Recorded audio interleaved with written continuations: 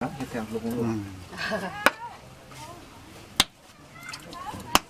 น้ำมาอ๋อดีนะน่ะ อ๋อดีนะ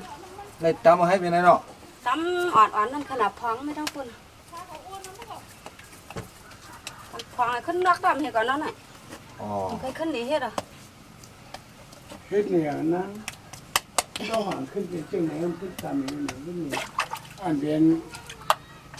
เราสังขารเขาเข็มมาเมื่อเปลี่ยนนี่พี่น้อง ผมสุดท้าย อยู่แก้วเหรอท่านไหน แล้วเกซี่เออ ไม่ให้เสียว่าหันไม่ไม่ ลูกแกกำเต็บปออะไรป้าก็นอน จะน้องเปิดปีก่อนนะว่าทาง ดูเลย เอาตาล่ำเอาไว้เอาเลยเนาะ มืดล่ามเหรอ อ๋อ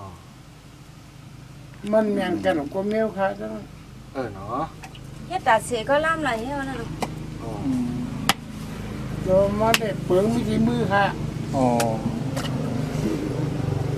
เอาในลิ้นเดียวมันก็เอามาไว้ในเนาะ อ๋อเดี๋ยว ตำไว้วะ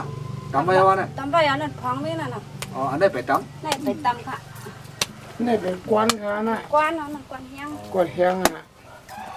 พวกข้าวเหิมเอาอะไรคะแล้วน่ะ ำอ๋อ ในคุผิดลงหา เดิน นะ หา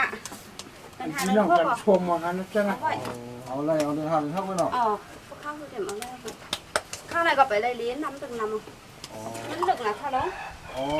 เป็น12 ผู้ตีกลุ่มได้ฮะเอาอ่ะ เล เนี่ย ยค่ะ นี่ค่ะ อ๋อ ถ้าผูในค่ะนะ อ๋อ มีน้ำผู อ๋อ